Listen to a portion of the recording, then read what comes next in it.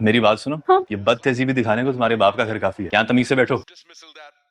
سے کیا گور گور کے دیکھ لو, لے لو تم بھی کھا لو. میں نے نہیں کھانا. تمہاری کیوں نہیں؟ تمہارے گھر گیا تھا. تمہاری امی اور چڑیا جتنا دل رکھنے والی بہن پریشان ہے تمہارے لیے, رو رہی ہیں اور تمہیں پرواہ نہیں ہے. جاؤ اپنے گھر جاؤ, اتنے دنوں سے یہاں بیٹھی ہوئی ہو. بکواس کرنے کی ضرورت نہیں میرے ساتھ. مجھے ایک بات بتاؤ, کوئی جاب شاپ دلوا سکتے ہو مجھے؟ جاب تمہیں اس وقت اسٹڈی پہ دھیان دینا چاہیے, زیادہ ہیروئن بننے کی ضرورت نہیں ہے. اصل میں بات یہ ہے کہ اسٹڈی کرنے کے لیے بھی نا پیسے کی ضرورت ہے. فیس جمع کون کروائے گا؟ اور فیس جمع کروانے کے لیے پیسے ہونا ضروری ہے. ڈگری ایسے نہیں ملتی ہے. تو تمہارے باپ کے پاس ہے نا پیسے, وہ دیں گے فیس. بھول رہے ہو, تمہارے جو چاچا جان ہے نا, وہ پیسے دینے کے معاملے میں نا ہمارے نہیں صرف شیروز کے ابا بن جاتے. یار چاچو ایسے غلط کر رہے ہیں, تم اولاد ہو ان کی, وہ کیسے تم سے نظریں چرا سکتے.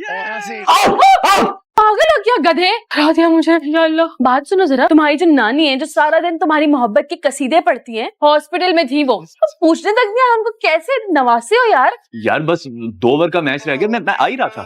جھوٹ تو مت بولو, اور یہ آواز آہستہ کرو, بات کرنی ہے تم سے. چھوٹا کہیں کا آ ہی رہا تھا. ویسے کیسی ہے نانی؟ اب اس عمر میں کہاں ہدایت ملنے والی ہے, جیسی تھی ویسی ہی ہے. یہاں پر میں ایک مشن پر آئی اور میری پوری توجہ اس مشن پر ہے. ادھر ادھر کی چیزیں سوچنے کے لیے وقت نہیں ہے میرے پاس, سمجھے؟ مشن؟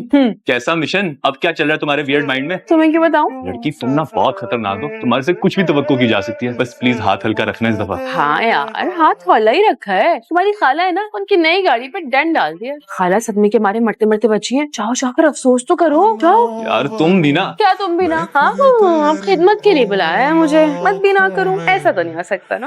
دیکھ ماں اتنا ڈرائیونگ نہیں آتی تو ضرورت کیا تھی چلانے کی. خیر آتا تو تمہیں کچھ بھی نہیں ہے, جیسی پھوڑ ماں ویسی بیٹی. بات سنیں ایک منٹ کے لیے. میرا مطلب ہے کہ میری بات سنیں. آپ کو جو بھی کہنا ہوتا ہے مجھے کہہ دیا کریں نا, امی کو کیوں بیچ میں لے کر آتے ہیں. میری ماں جیسی ویسی بھی کوئی عورت ہے نہیں دنیا میں. وفادار اور صابر عورت ہے میری ماں. بہت زبان چلنے لگی ہے تمہاری. آپ آ گئے. میں نے اس کو منع بھی کیا تھا کہ میری نئی نویلی دلہن جیسی گاڑی کو ہاتھ مت لگائے, اور اب دانت نکال رہی ہے. اور صاحب ادھر میری گاڑی کو ٹھوکا اور ادھر میرا کلیجہ چھنی ہو گیا.